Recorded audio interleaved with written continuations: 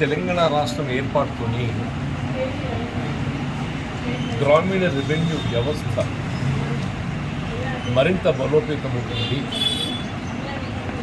ఇప్పుడు revenue records అమలు సంబంధించే కానీ గ్రామీణ ప్రాంతంలో ప్రభుత్వ పరంగా పర్యవేక్షణ చేపట్టడానికి ఏదైతుందో రెవెన్యూ అధికార యంత్రాంగం బలోపేతమవుతుందని చెప్పుకోవాల్సిందే.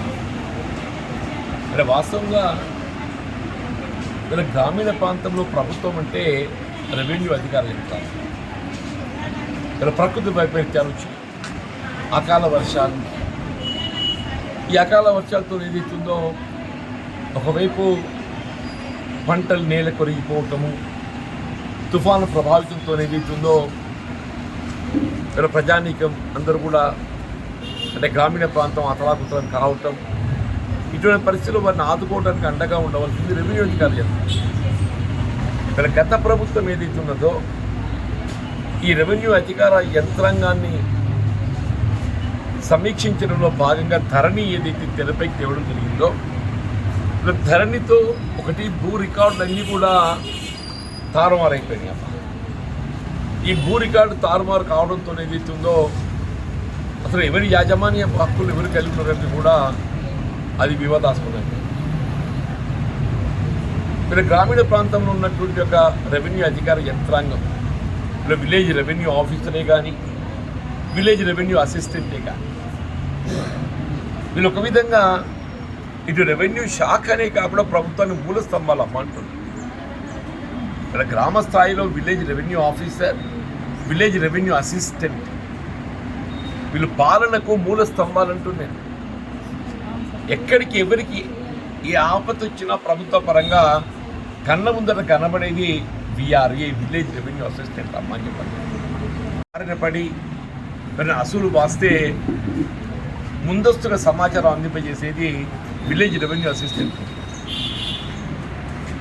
నేను విలేజ్ రెవెన్యూ అసిస్టెంటే విఆర్ఏ పోస్టు రద్దు కావడంతో ఏదైతున్నదో అసలు గ్రామ స్థాయిలో ప్రభుత్వ పరంగా బాధ్యత అనేది ఎవరికి లేకుండా అయిపోయింది. ప్రభుత్వ పరంగా ఎవరి బాధ్యత లేకుండా అయిపోయింది. గ్రామ పంచాయతీకి పంచాయత్ సెక్రటరీ ఉన్నారు. పంచాయత్ సెక్రటరీ నియమ నిబంధనలు వేరు, రెవెన్యూ అధికార యంత్రాంగం యొక్క నియమ నిబంధనలు వేరు. ఇలా రాష్ట్ర ప్రభుత్వం, రాష్ట్రంలో కాంగ్రెస్ ప్రభుత్వం రావడంతో ఏదైతుందో ఈ ధరణితో రెవెన్యూ రికార్డ్స్ తారుమారైపోయాయి. వాటిని అన్ని కూడా సమీక్షించి పరిశీలించి తిరిగి యాజమాన్య హక్కులన్నీ కూడా వారి హక్కులకు అనుగుణంగా కల్పించాలనే భావనతోని భూభారతి తెరపైకి తేవటం, ఇలా భూభారతి ద్వారా కొంతమేరకు ఏదైతుందో ఇలా ధరణి ద్వారా హక్కులు కోల్పోయిన వారికి అందరికీ ఏదైతుందో తిరిగి వారి యాజమాన్య హక్కులు కల్పింపజేయడానికి ప్రభుత్వం చర్యలు చేపడుతుంది. అది కూడా ఇంకా ఏదైతే పూర్తి స్థాయిలో మరి అమలు జరగడం కాలేదు. మరి భూభారతి చట్టం కూడా ఏదైతుందో ప్రభుత్వం భూభారతి చట్టాన్ని రూపొందించి భూభారతి చట్టం అమలుకు సంబంధించి ఏదైతుందో ఇంకా రెవెన్యూ అధికార యంత్రాంగం ఏదైతుందో అవన్నీ సమీక్షించి సరి చేయాల్సినటువంటి యొక్క ఆవశ్యకత ఉన్నది. అదన్నీ వాస్తవం ఆగస్టు 15 ఆగస్టు లోపల ఇవాళ భూభారతి చట్టం పూర్తి స్థాయి లోపల మరి రెవెన్యూ హక్కులన్నీ సమీక్షించి అమలు చేయడం జరుగుతుందని చెప్పని పేర్కొని ఉంటాం. అయినా కానీ ఇంకా ఇప్పుడు సాదా బైనామా ప్రక్రియ అట్లే ఉండిపోయింది. రెవెన్యూ అమలు చేయడానికి కొంత చర్యలు చేపడుతున్నాం. రెవెన్యూ వ్యవస్థలో విఆర్ఓ, విలేజ్ రెవెన్యూ ఆఫీసర్స్ ఏదో వాళ్ళ గతంలో అయితే వాళ్ళ శాఖలు బదిలీ చేశారు, ఇతర డిపార్ట్మెంట్స్కు వారిని బదిలీ చేశారు విఆర్ఓ సర్కార్. తిరిగి విఆర్ఓ వ్యవస్థను పునఃప్రతిష్ఠించే విధంగా మళ్ళీ వాళ్ళ యొక్క ఆప్షన్స్ కోరి వాళ్ళందరినీ కూడా ఏదైతే ఎవరైతే రెవెన్యూ డిపార్ట్మెంట్కి తిరిగి రాదాల్చుకున్న వారందరినీ కూడా వాళ్ళ యొక్క కాన్సెంట్కి అనుగుణంగా తిరిగి చేసుకోవడం జరిగింది. ఆ విఆర్ఓస్, విలేజ్ రెవెన్యూ ఆఫీసర్స్ వాళ్ళు జంక్షన్ రికార్డు గ్రామ పంచాయతీ ఆఫీసర్ పిలువబడుతున్నారు. అట్లా విఆర్ఏ కూడా విలేజ్ రెవెన్యూ అసిస్టెంట్ కూడా. ఈ విఆర్ఏ వ్యవస్థపై ఇంతవరకు ప్రభుత్వం ఏదైతే ఉందో ఇంకా తగు నిర్ణయం తీసుకోలేదు.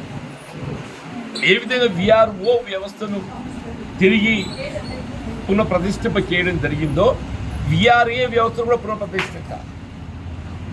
అప్పుడు ప్రతి గ్రామం లోపల మనకొక విఆర్ఏ ఉంటే ఏ సమయంలో ఎవరికి ఆపద వచ్చినా ప్రభుత్వ వైపరీత్యాలే కానీ ఇతరత్ర కానీ ప్రజానీకానికి అందుబాటులో ఉండి ప్రభుత్వాన్ని ప్రతినిధిగా పనిచేసే అవకాశం ఉంటుంది. మళ్ళీ విఆర్ఏల గతంలో కూడా ఏదైతుందో 61 సంవత్సరాల లోపు వయసు కలిగిన వారికి అందరికీ కూడా ఏదైతుందో వారికి ఉద్యోగ భద్రత కల్పించేయడంలో భాగంగా గత ప్రభుత్వం వారికి ఉద్యోగ నియామకాలు ఇతర శాఖల్లో కల్పించి, రెవెన్యూలో కాదు ఇతర శాఖల్లో కల్పించి 61 సంవత్సరాలు పైబడ్డ వారు కూడా దాదాపు 1400 పైచీలకి ఏదో పడ్డారు. 3700 పైచీలకు ఉన్నారన్న. వాళ్ళ స్థానం ఏదైతుందో వాళ్ళ వారసులకు కల్పించేసినటువంటి ఒక బాధ్యత కూడా ఉన్నది. వాళ్ళందరూ వాయిస్ మీరు ఉన్నారు. ఒక ప్రభుత్వ ఉద్యోగస్తుడు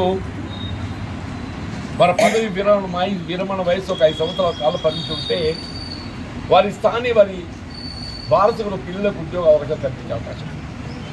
ఉద్యోగ పదవి విరమణ వయస్సు నిబంధన లేదు. వారి జీవితకాలం ఏదైతుందో వారు పనిచేసే అవకాశం లేదు. కాబట్టి ఏదైతుందో వారు అటువంటి విఆర్ఏలు వారు వృద్ధులై వారు ఏదైతే విధులు నిర్వర్తింపజేయటం లోపల శారీరకంగా ఇబ్బందులు ఎదుర్కొన్న సమయం లోపల మరి పిల్లలకు వారసులకు ఏదైతే ఉద్యోగ అవకాశాలు కల్పింపజేస్తున్నటువంటి యొక్క బాధ్యత ప్రభుత్వంపై ఉందని చెప్పడం తప్పదండి. నేను తప్పకుండా మీ ఆలోచనలను నేను ప్రభుత్వాన్ని నివేదించి గౌరవ ముఖ్యమంత్రి గారికి రెవెన్యూ మినిస్టర్ గారికి నివేదించి ఇవాళ 3700 మంది 61 సంవత్సరాల పైబడి కూడా మరి విధుల్లో కొనసాగుతున్నారో వాళ్ళ వయసు రీత్యా వాళ్ళకు అనారోగ్యానికి గురి అవకాశం ఉంటుంది. కాబట్టి వారి స్థానం ఏదైతున్నదో వారి పదవి విరమణ వయో పరిమితి లేని పరిస్థితుల్లో వారి పదవి విరమణ వయో పరిమితి లేదు వాళ్ళ. కాబట్టి వాళ్ళ స్థానే వాళ్ళ వారసులకు ఉద్యోగ అవకాశం కల్పింపు చేసుకోవడానికి వరకు అవకాశం కల్పింపు చేయాలని నేను ప్రభుత్వాన్ని నివేదిస్తాను చెప్పుకుంటున్నాను. అట్లాగే ప్రతి గ్రామ పరిధిలో కూడా ఒక విలేజ్ రెవెన్యూ అసిస్టెంట్ పోస్ట్ తిరిగి పునరుద్ధరింపజేయబడాల్సిన ఆవశ్యకత కూడా ఉందని చెప్పని నేను భావిస్తున్నా. తప్పకుండా అది కూడా నేను ప్రభుత్వాన్ని